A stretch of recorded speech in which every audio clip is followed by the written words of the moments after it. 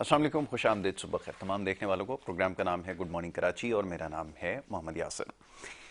नज़रिए अपने इस प्रोग्राम में बात करते हैं मुख्तलिफ हवालों से अवामी नौइयत के मामलात और मसाइल। प्रोग्राम में अमूमन ज़ेर बहस आते हैं और मुल्क की मौशी सूरत हाल हो, सियासी सूरत हाल हो, कोशिश करते हैं कि इसके ऊपर सुबह के वक्त बात की जाए, हालात हाज़रा के ऊपर गुफ्तगू की जाए। इस वक्त जो पूरी दुनिया के लिए एक बहुत बड़ा मसला बन चुका है और आलमी ज़राए अबलाग की नज़रें उस अहम मसले पर हैं, वो यकीन फ़लस्तीन और इसराइल के दरमियान तनाज़े पर हैं। और देखता हूँ आलमी ज़राए अबलाग इस हवाले से बहुत शानदार काम कर रहा है, इस मसले को उजागर कर रहा है। ख़ास तौर पर मशरिक़ वस्ती में अल जज़ीरा एक चैनल है जिसको हम देखते हैं, आपको हर लम्हे अपडेट कर रहा है गज़ा की सूरत हाल से इस वक्त। तो ये तमाम लोग अपनी जान को जोखों में डालकर जिस तरह काम कर रहे हैं, लायक तहसीन है। हमारे भी चंद एक चैनल हैं बॉर्डर से कोई 30 किलोमीटर दूर खड़े होकर वो भी जंग के बारे में बताने की कोशिश कर रहे हैं। बहरहाल जो सूरत हाल मैदान जंग की होती है वो वहाँ जाकर ही मालूम होती है। तो बहरहाल हर शख्स अपने तरीके से यहाँ पर कोशिश करता है कि लोगों को आगाह रखा जाए। तो बहरहाल ये अपनी सी कोशिश है और ये सिलसिला जारी है। बहरहाल तो बहुत सारे पैगामात मौसूल हो रहे हैं गुज़िश्ता चंद एक रोज़ से इस मसले के हवाले से। जो कुछ हो रहा है हम भी कोशिश कर रहे हैं अपने न्यूज़ चैनल के ऊपर इस मामले को और इसके हवाले से जो ख़बरें हैं आप तक पहुँचाएँ। ये सिलसिला जारी और सारी है। इसके अलावा दीगर जो चंद एक मामलात हैं उसकी निशानदेही की गई जिसमें इस वक्त मुल्क की मौशी सूरत हाल है, जिसके ऊपर पिछले प्रोग्राम में और इससे पहले चंद एक प्रोग्राम में बड़ी तफसील से गुफ्तगू हुई है। इस सिलसिले को आगे आज बढ़ाएंगे। मौजूद मेहमान स्टूडियोज़ में तशरीफ़ फरमाएँ, उनको सबसे पहले खुशामदीद कहूँगा और उसके बाद मुल्क की जो इस वक्त सियासी और माशी सूरत हाल है इस हवाले से गुफ्तगू करेंगे। सबसे पहले मौजूद मेहमान मोहम्मद मुश्ताक साहब जो है तशरीफ़ फरमाएँ और तजियाकार की हैसियत से हमने उनको यहाँ पे मदऊ कर रखा है, उनको मैं खुशामदीद कहूँगा। बहुत शुक्रिया, बड़ी नवाजिश आपकी मुश्ताक साहब। दूसरा हमारे मौजूद मेहमान मलिक यासिर सिकंदर आवान साहब, PPI से आपका ताल्लुक़ है, यानी पंजाबी पख्तून इत्तेहाद आपकी सियासी जमात है। हमारे साथ प्रोग्राम में अक्सर बेशतर आपने देखते हैं मुल्क की सियासी सूरत हाल पर उनसे गुफ्तगू करते हैं। आज सुबह के वक्त मदऊ कर रखा है, उनको भी मैं खुशामदीद कहूँगा। बहुत शुक्रिया यासिर भाई प्रोग्राम में हमें वक्त देने के लिए। मुश्ताक साहब, सूरत हाल आपके सामने अभी महंगाई का मसला, अब जैसे कुछ देर पहले ज़ेर बहस आया, हुकूमतें आती जाती रहती हैं लेकिन कभी किसी दौर के अंदर कोई आवाम को ऐसा रिलीफ नहीं फराहम किया गया जो थोड़े अरसे के लिए लोग सुख का सांस लें। और महंगाई का सिलसिला जो है वो बतदरीज उसमें इजाफा होता चला जा रहा है। फरमाइएगा आपका, क्योंकि तामीरात के शोबे से, कंस्ट्रक्शन से भी वाबस्तगी है, कितनी तब्दीली आई है और ख़ास तौर पर ये जो महंगाई का जो सिलसिला जिसमें बेपनाह इजाफा हो गुज़िश्ता चंद सालों में, कितना काम मुतासर हुआ है, क्या इस वक्त सूरत हाल है, कुछ फरमाएं। जनाब, मसला ये है कि ये जो काम कारोबार के सिलसिले की बात करें, ये तो पिछले तकरीबन 3, साढ़े 3, 4 साल से बिल्कुल ही रोजी रोटी तो ख़त्म हो गई। अब देखें, जो चीज़ आज से 4 साल पहले 100 रुपए की थी वो आज 600 रुपए पे। बिल्कुल ऐसा। अब गरीब आदमी कहाँ जाएगा? अच्छा, अगर आमदनी जरिया हो, कारोबार हो, तो फिर महंगाई का पता नहीं चलता, क्योंकि एक चीज़ 2000 रुपये की, 2000 की आमदनी है तो वो तो अब 2000 रुपया किसी के पास नहीं। 2000 रुपये घर की इस वक्त सब्जी 2000 रुपये की ऐसा ही नहीं आती है। बिल्कुल ऐसा ही। कल मैंने खुद मार्केट में से सब्जी खरीदी है, तो मैंने 2 किलो टमाटर, जो बस चंद चीजें ली, तो 1800 रुपये। 1800 रुपये। तो आज से 4 साल पहले घी जो था वो 150 रुपये किलो था, आज 650 रुपये किलो। किसकी पहुंच में? चावल को देख लें, जो 150 रुपये किलो था वो आज 350, 400 रुपये किलो। तो हर चीज़ गरीब से दूर होती जा रही है और कारोबार ख़त्म होता जा रहा है। आमदनी का कोई ज़रिया नहीं है और कारोबार जब नहीं है तो फिर आमदन नहीं होगी। अब आमदन नहीं है तो गुर्बत और से ज़्यादा बढ़ती चली जाएगी। और ये तो बहरहाल जितने इस 4-5 साल में जो गुर्बत बढ़ी है, गरीब जो नीचे गया है, वो तो मेरे ख्याल में बहुत मुश्किल हो गया उसके लिए अब उठना। बिल्कुल सही। आप देखें कि कई ऐसे हादसे हैं कि जो मतलब बच्चों को जहर दी गई है, बच्चों को मार देते हैं, रोज सुनते हैं, तंग आकर खुदकशी कर लेते हैं, ट्रेन के नीचे आ जाते हैं। कई हादसे हैं पूरे पाकिस्तान में, आप रोल होते हैं, आप देखते रहते हैं, हम भी देखते हैं। लेकिन इसमें हम कर क्या सकते हैं? हम तो सिर्फ बोल सकते हैं, बता सकते हैं।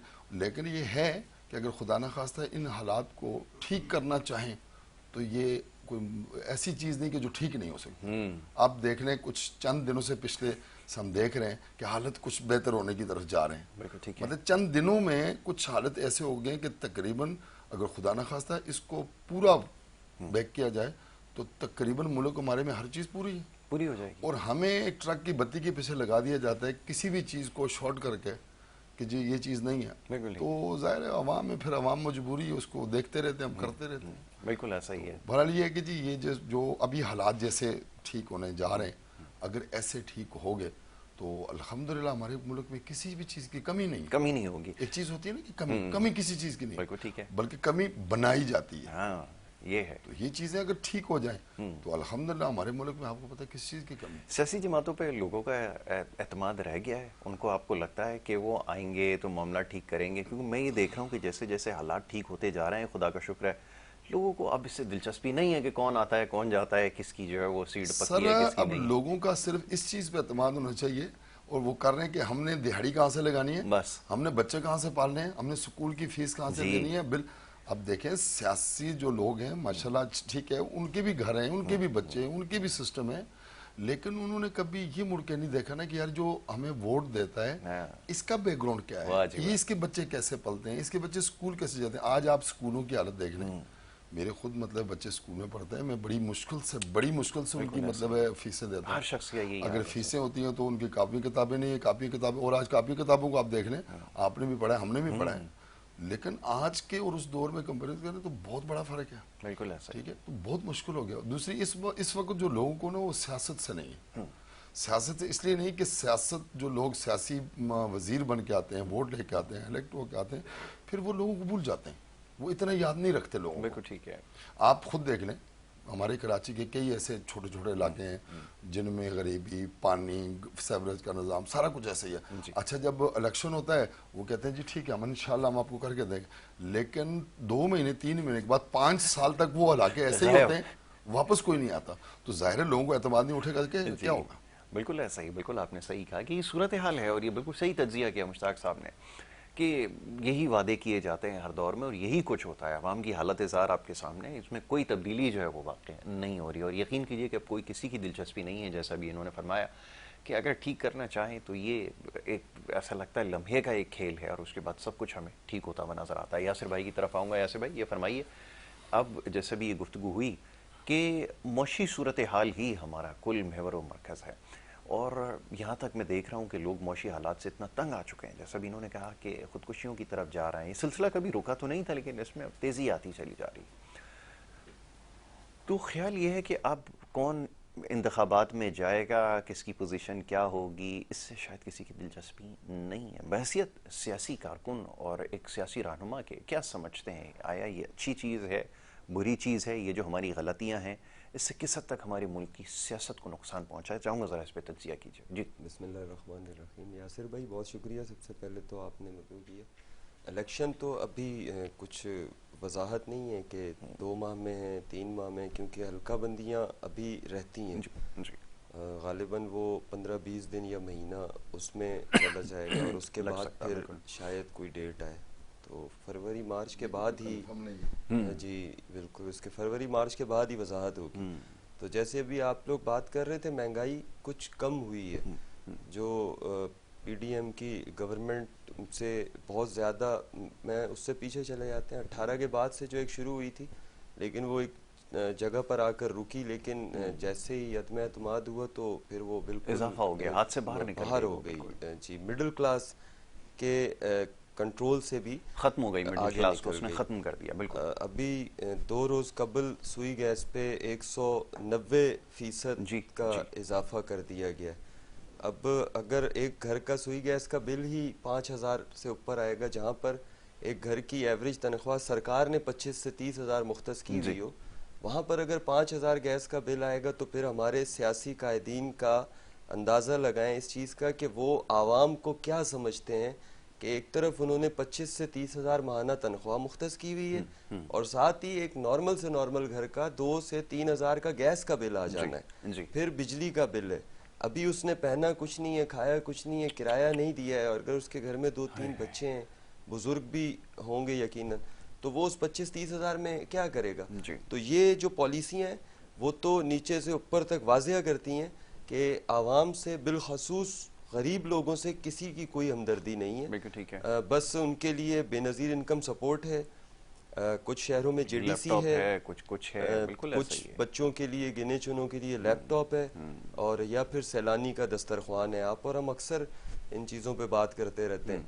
अभी वो थोड़ा मौजू से हट जाएगा।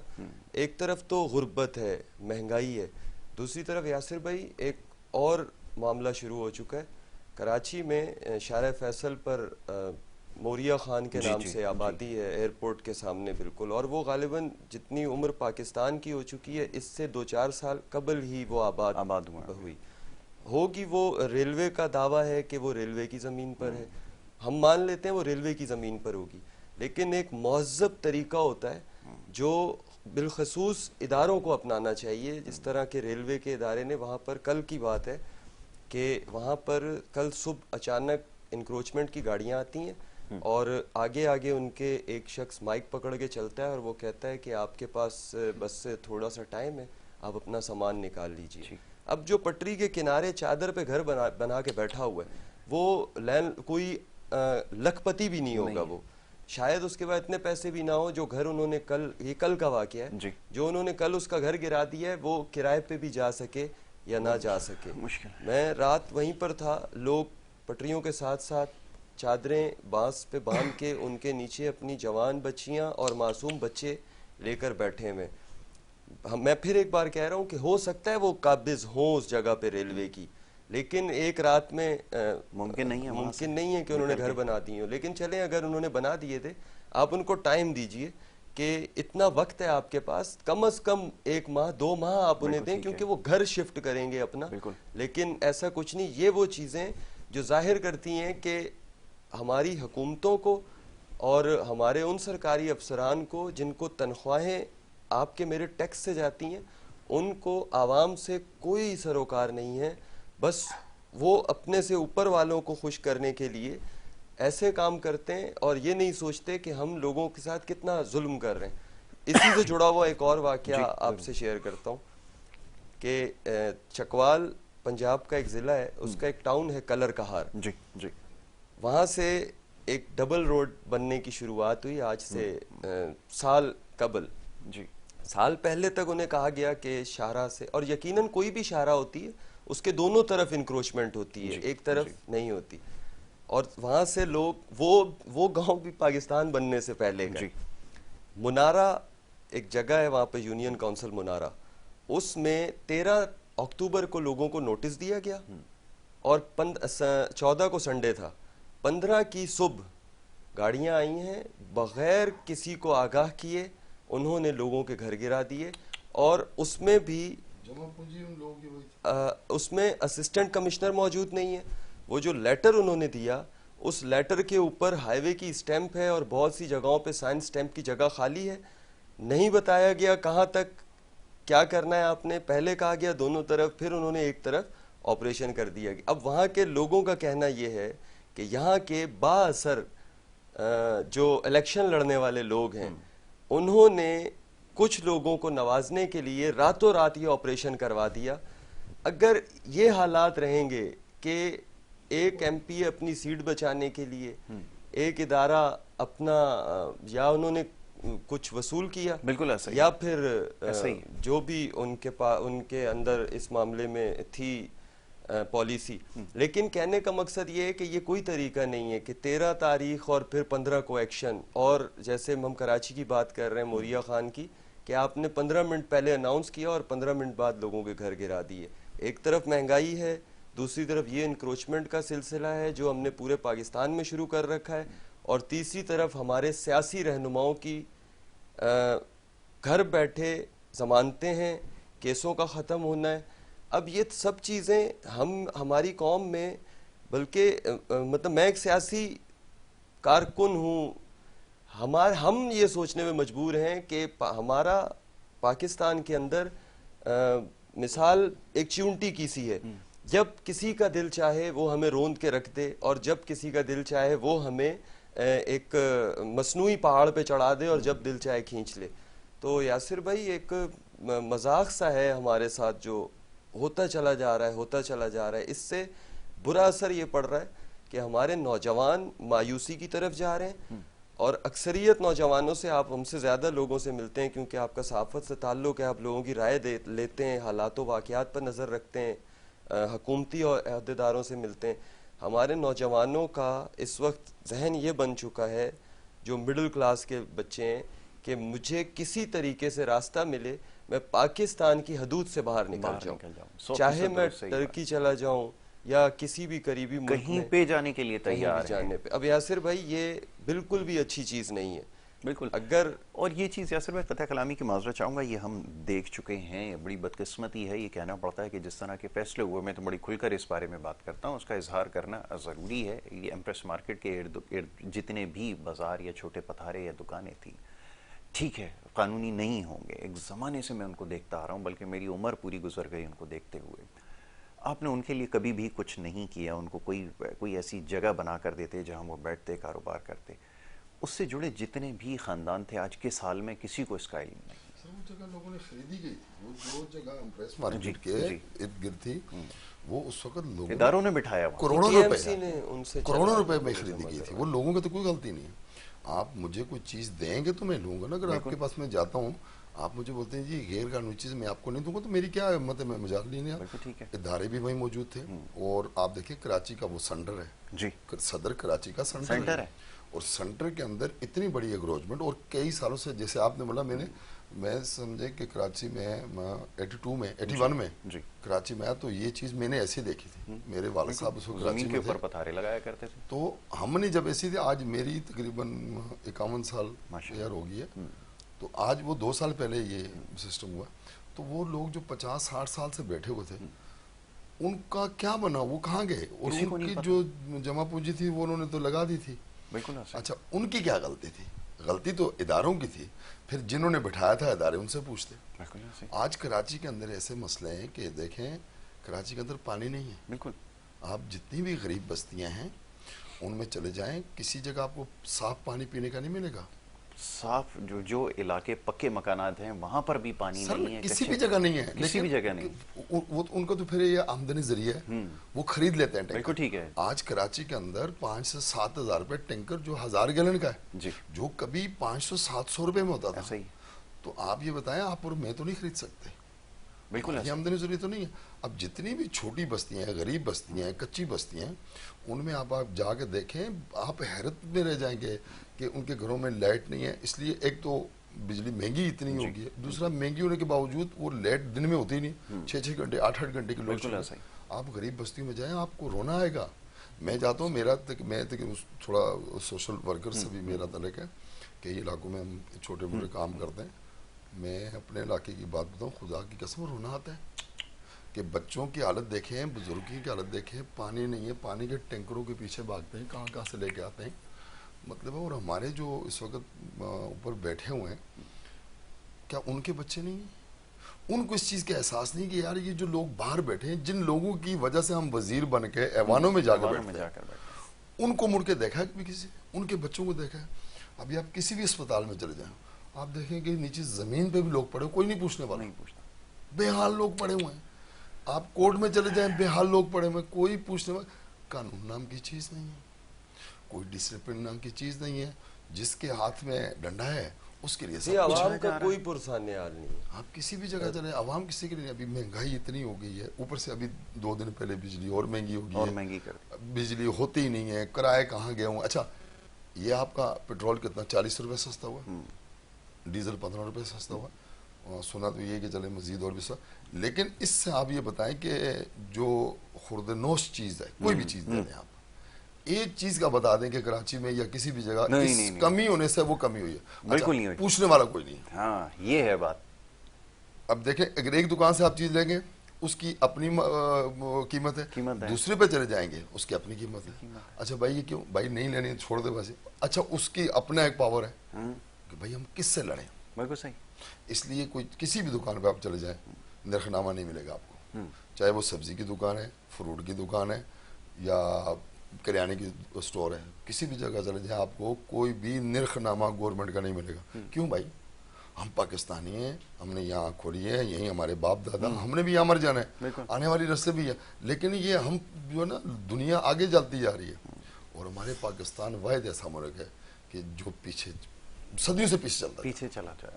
यासिर भाई, ये फरमाइए, अभी जैसे बात की मुश्ताक साहब ने, बड़ा अच्छा तज्जिया किया कि सूरत हाल है दुनिया आगे की तरफ है, हम शायद पीछे की तरफ भी नहीं है बल्कि नीचे की तरफ है। पीछे भी अगर चल रहे होते तो पीछे तो हालात जी हाँ। बेहतर थे काफ़ी, मेरा ख्याल है कि नीचे की तरफ ही है। तो ये ज़रा फरमाइए कैसे मामलात को सुलझाव की तरफ लेकर जाएं, किस इदारे को भी देख लें, किसी भी शख्स को देख लें, इदारे में बैठे हुए लोगों को देख लें, सबका एक ही तर्ज सियासत भी है, तर्ज हुक्मरानी भी है, यही कुछ है। गरीब हर हर दौर में दुहाइयाँ देता ही हमें नज़र आया है। जो दावा करते थे जी गरीबों की हालत ज़ार बेहतर करेंगे, वो भी इस गुनाह में शामिल रहे। और ये जो अभी आपने बात बताई है, मुझे याद है आज से कुछ अरसे पहले जब कवरेज के लिए जा रहे थे, ये गुज्जर नाला और इसके इर्द गिर्द जो आबादी बनी हुई थी, कसम पुरसी की ज़िंदगी लोग गुजार रहे थे।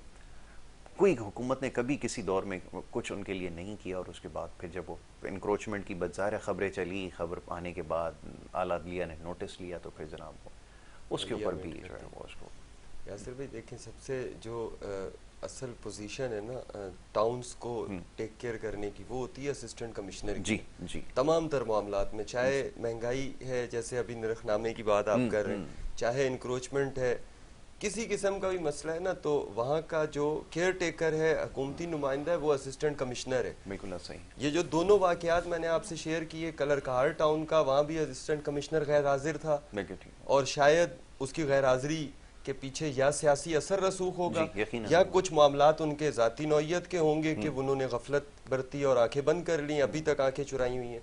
वही मामला एयरपोर्ट के एसी का था कि कल इंक्रोचमेंट हुई, लोगों को बेघर कर दिया गया, वो वहाँ मौजूद नहीं था। इसी तरह जैसे अभी हम बात कर रहे हैं महंगाई, तो जब असिस्टेंट कमिश्नर अपना काम जो करना है वो नहीं करेगा और उससे कोई भी नहीं पूछेगा, उसे क्या जरूरत है कि वो बाहर निकले और अवामी मसाइल हल करे। इसी तरह ऊपर से नीचे तक ताकतवर के लिए तो तमाम तर सहूलतें हैं, जो सहूलत नहीं है वो हम जो 70 से 80% हैं, जो middle class, lower middle class, वो हैं, क्योंकि अपर क्लास तो 15% होगा, 18% होगा, और जो हम पे हुक्मरानी करता है वो 1.5% होगा, 2 भी उसको कहना गलत है। चंद घराने घूम फिर के वही आ रहे हैं, वही हम पे मुसल्लत हो जाते हैं। और सबसे ज्यादा जिम्मेदारी असिस्टेंट कमिश्नर है अगर, तो फिर अदलिया की भी है। बिल्कुल ठीक है। यासिर भाई, एक ब्रेक के लिए कहा जा रहा है, एक मुख्तसर सी ब्रेक यहाँ पर लेनी है, और ब्रेक के बाद जब वापस आते हैं तो उसके बाद इस गुफ्तगू के सिलसिले को जारी रखेंगे। आप देखते रहिए हमारा प्रोग्राम।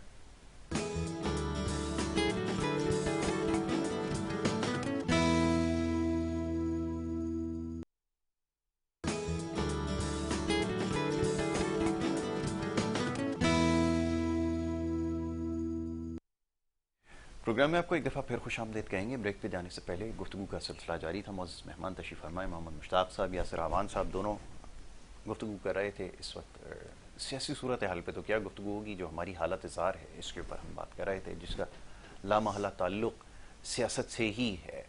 और पहले तो सिर्फ सियासतदान ज़िम्मेदार थे, लेकिन अब ये जितने भी इदारे हैं, ये कुल ज़िम्मेदारी उनके ऊपर आयद होती है।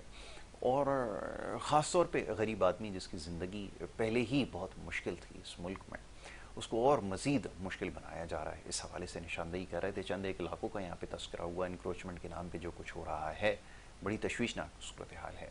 महंगाई, गुरबत और बेरोज़गारी बामे उरूज पर है। और उसके बाद अगर इस तरह के ऑपरेशंस होंगे कि जिसमें उनको घरों से भी बेघर किया जाएगा, तो इसके नताइज बहुत ज़्यादा संगीन सामने आएंगे और बहुत जल्द सामने आना शुरू हो जाएंगे, जिसके हम मुतामिल कतई नहीं हो सकते। तो ये मुआशरा किसी किस्म की यहाँ पर इस्तेहसाल जो है वो नहीं होना चाहिए। आइन के अंदर ऐसा लिखा हुआ है कि इसका मकसद रियासत का यही है कि लोगों को तहफ़्फ़ुज़ फराहम करे। और अगर ये कोई गैर कानूनी काम हो रहे हैं, अब सवाल ये पैदा होता है कि अगर कहीं गैर कानूनी तामीरात भी हो रही हैं, तो ये जो सारे इदारे यहाँ पे दर्जनों मौजूद हैं सिंध के अंदर ही, ये क्या अपना काम ठीक से कर रहे हैं, इनको देखने की ज़रूरत है। इनके ख़िलाफ़ ये जो क्रैकडाउन, ये जो बुलडोज़ करने की आप कोशिश कर रहे हैं, उसको अगर इनके ख़िलाफ़ वो कार्रवाई हो जाए तो यकीनन ये सारी सूरत हाल पैदा ना हो। इसी हवाले से गुफ्तगू कर रहे थे मुश्ताक साहब। अभी यासिर भाई ने तस्करा किया, अब ये गैर कानूनी तामीरात कैसे हो जाती हैं, कि क्या ये किसी को इल्म नहीं है? जो यहाँ पे लोग रहते हैं उनको नहीं मालूम कि इसके पीछे इदारों का क्या हाथ होता है, किस तरह ये किया जाता है? फरमाइए। नहीं यासिर भाई, आप देखें कि घर बनना कोई रातों रात नहीं बन जाता। जी जी, उसमें काफ़ी टाइम लगता है। अगर आप समझ लें कि कच्ची छत भी डालते हैं तो 2 महीने 3 महीने लग जाते हैं। बिल्कुल ऐसा। और फिर वहाँ पे आप जब देखते हैं कि किसी भी छोटे इलाके में काम शुरू हो, तो मोबाइल वहाँ पहले खड़ी होती है, अंग्रेजी जी, डली जी, रहती जी, है तो जी। हमारी मोबाइल वहाँ चली जाती है जी। और सबको पता होता है, ऐसा नहीं है कि पता नहीं होता। लेकिन उस वक्त वो इदारे चुप होते हैं, खामोश होते हैं। वो कहते हैं यार ये गरीब जो है ना, ये जो इसके पास है वो लग जाए एक दफ़ा, जी, इसको हम फिर खाली कर दें। बिल्कुल अच्छा, ऐसा इन चीज़ों से पता है सर कितने मसाइल पैदा होते हैं। अभी आप देखें कि जिसका घर आप छीन लेते हैं, उसके घर के अगर बच्चे हैं, उनके पास तालीम नहीं है, ही। जी, ज़ाहिर है उनका वसाइल नहीं है। बिल्कुल ठीक है। अब इससे क्या होता है कि आपके जितना भी हमारे पूरे मुल्क के अंदर आप अगर सर्वा करें तो 100 में से जो 25% या 30% बच्चे हैं वो क्राइम कर रहे हैं। बिल्कुल ऐसा ही। उसकी वजह ये है, सबसे बड़ी वजह ये है कि उनको तालीम नहीं मिलती, नहीं, उनके वसाइल नहीं है, उनके पास घर नहीं है। जिसके पास घर नहीं है, रहने के लिए जगह नहीं है, उसकी आमदनी ज़रिया नहीं है।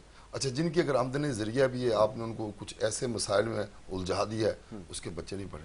आज कराची में देख लें, मैं तकरीबन पूरी कराची में रोज़ घूमता हूँ और अक्सर रात को भी दिन को भी 15 से 18 साल तक के बच्चे क्राइम में पाए गए। क्राइम में आप जेलें देख लेंगे, जेलें भरी हुई, थानों में देख लें जाके। अच्छा, जो बच्चे पकड़े जाते हैं उनका जब सीआर होता है तो उनके ऊपर 10-10 पिछले केस निकलते हैं।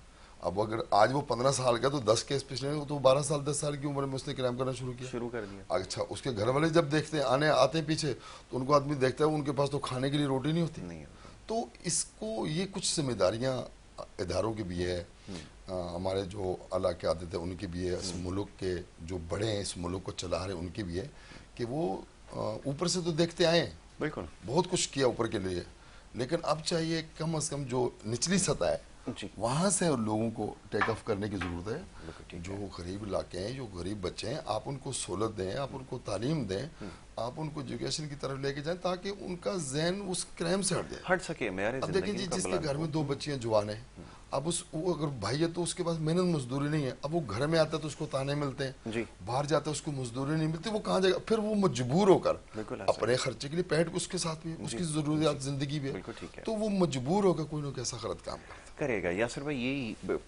एक हकीकत है कि बेरोज़गारी इस कदर बढ़ चुकी है, जैसे अभी मुश्ताक भाई ने तस्करा किया कि मजबूर है, क्या करें। और ये बिल्कुल सही इन्होंने कहा कि ये जो अभी क्राइम ज़्यादातर हो रहा है, बच्चों को मैं देखता हूँ उनकी उम्र 14, 15, 16 साल और इससे ज़्यादा नहीं होती, कहीं 18 साल, और वो ऐसे ऐसे क्राइम कर रहा है। मजबूर है, क्या करें। बच्चियां भी करती हैं, लड़कियां भी इसके अंदर इन्वॉल्व है।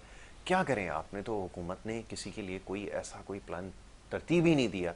जब उसके सर से छत भी चली जाएगी तो फिर तो मेरे और आपके लिए उसको रोकना, उसको ये बात समझाना कि बेटा माशरे में अपना किरदार अदा करो, तो मेरा ख्याल है तकरीबन नामुमकिन होगा। फरमाइए। यासिर भाई, आप गुजरे कई प्रोग्राम्स में ना ये बात कर चुके हैं जी, कि हम शाहराहें, इंटरनेशनल एयरपोर्ट ये सब बनाएं, लेकिन थोड़ा सा बंदोबस्त और थोड़ा सा रुझान, थोड़ा सा ध्यान हमारी हुकूमत इस तरफ भी दे कि जो बच्चे हर साल उम्र के उस हिस्से में आ रहे हैं जहां उनकी जिम्मेदारी मुआशी उन पर आ जाती है, तो उसके लिए रास्ता क्या है मुआशी तौर पे, वो किस तरफ जाए। बिल्कुल ठीक है। वो कारोबार करने निकलता है तो माजरत के साथ उसको वहाँ खड़े हुए सिपाही को भी 150 देना पड़ता है।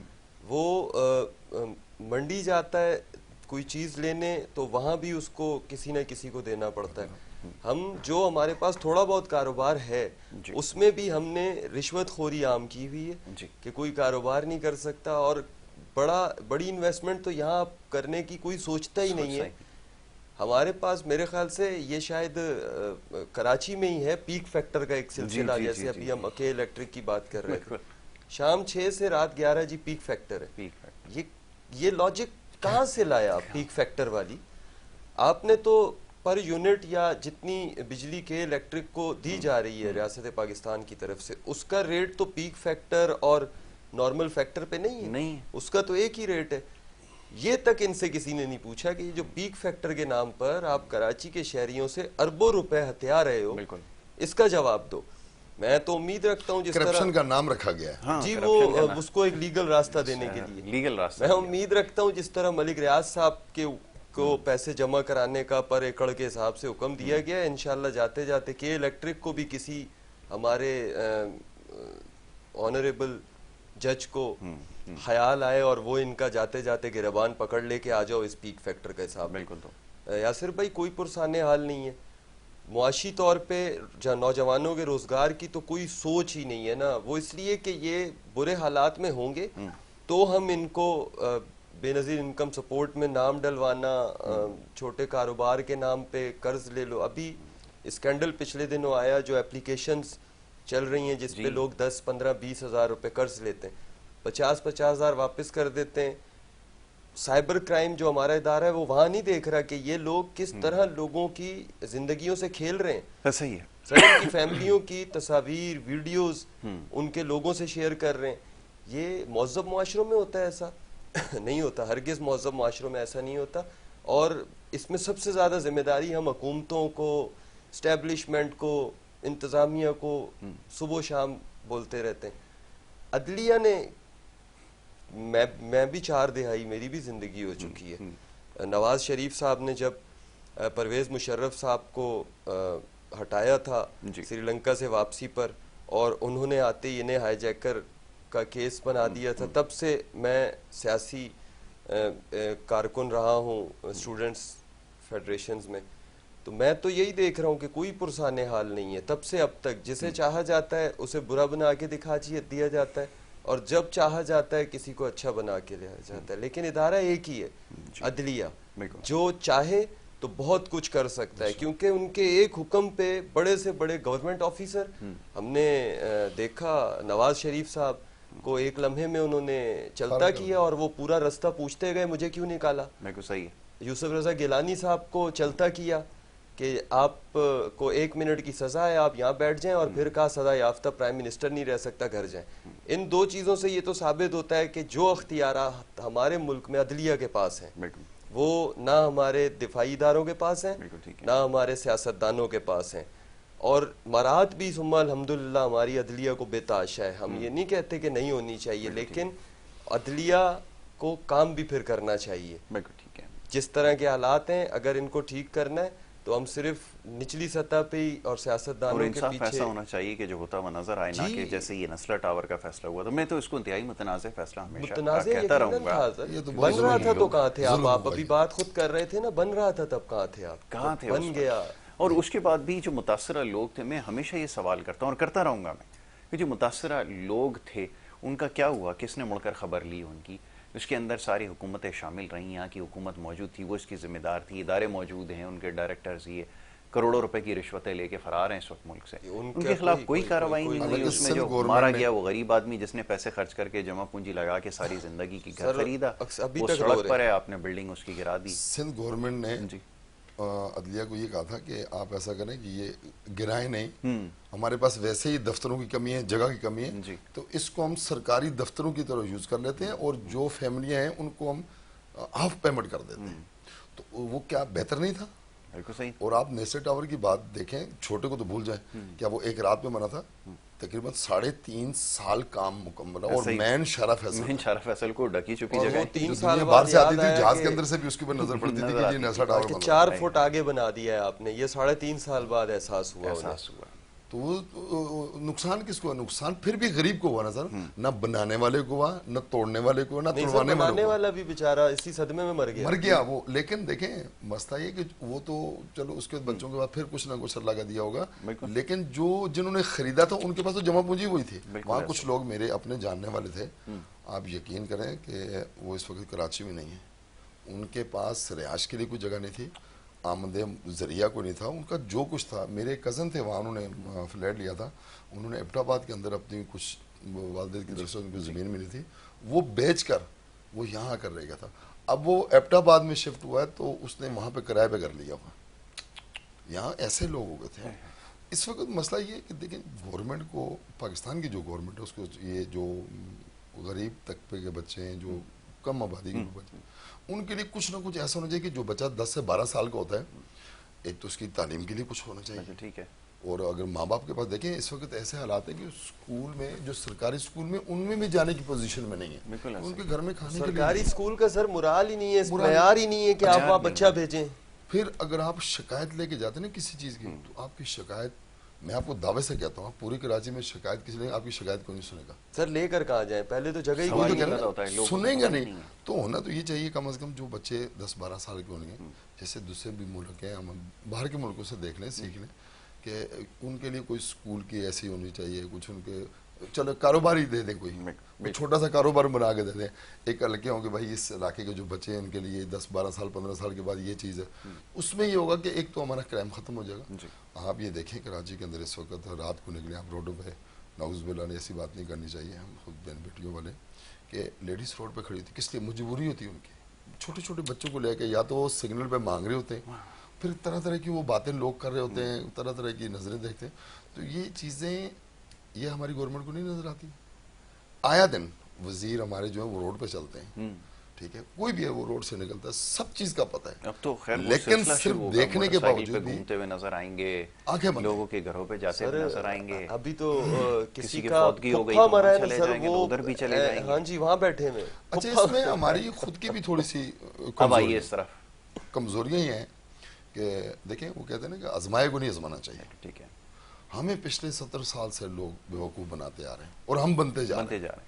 कम अज कम इस अवाम को चाहिए कि अपना हक लेना, आज आपका टाइम है, आज आपका हक आपको मिलना चाहिए। जी। हम बेवकूफ़ ना बने, बिल्कुल ठीक है, बिल्कुल नहीं बने हम बेवकूफ़ कि हमें अगर किसी कहने पे जाना है ना, नहीं जी पहले हमारा हकूक दिया जाए उसके बाद आपका हक देंगे। आंखें खोलनी होगी, वक्त आ गया मेरे ख्याल में। अब आखिरी जुमला जी यासिर भाई क्या कहना चाहेंगे, कोई मैसेज अगर देना चाहें, जो काम देख रहे हैं उनके लिए कोई पैगाम अगर है तो ज़रूर दीजिए। जी ये सबसे आखिर में यही यासिर भाई, एक तो ये जो जहाँ जहाँ भी इंक्रोचमेंट्स के नाम पर लोगों के घर बेघर किए जा रहे हैं, इसका कोई तरीक़ाकार बनाया जाए। और फिर आपके प्रोग्राम के तवस्सुस से आप यकीनन इस पे प्रोग्राम कर चुके हैं, मेरी घर हाज़िरी रही, तो फ़लस्तीन पर मैं कहना चाहूँगा कि हम देख रहे हैं पाकिस्तान जैसा हाल, जो पाकिस्तानी अवाम का हाल है वो दुनिया में हमारे फ़लस्तीनी भाइयों का हाल हुआ है कि अक़वाम मुत्तहिदा का सेक्रेटरी जनरल कहता है कि अस्पतालों को निशाना ना बनाओ, और उसके कुछ घंटे के बाद इजराइल अस्पतालों को निशाना बना देता है।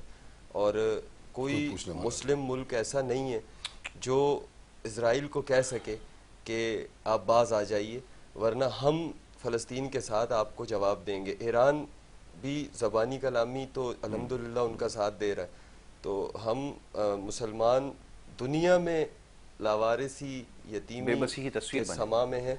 तो कम अज़ कम यहाँ पाकिस्तान में हमारे हुक्मरान गैरत करें, हमारे अदलिया के लोग थोड़ा सा एहसास करें, हमारे ताकतवर लोग थोड़ा एहसास करें कि वो अपनी कौम को, अपने मुल्क को इतना मुस्तहकम करें कि हमारे गिरदो नवा में अगर हमारे मुसलमान भाइयों के साथ जुल्म हो रहा हो तो बोलने जैसा मुंह, बोलने जैसी ज़बान हम रखें। जब हम मोहताज होंगे, फ़कीर कौम, उजड़ी कौम के ऊपर आप हुक्मरान होंगे तो आप दुनिया से भीख ही मांगेंगे, दुनिया के आगे आप कोई तकाजा नहीं कर सकते।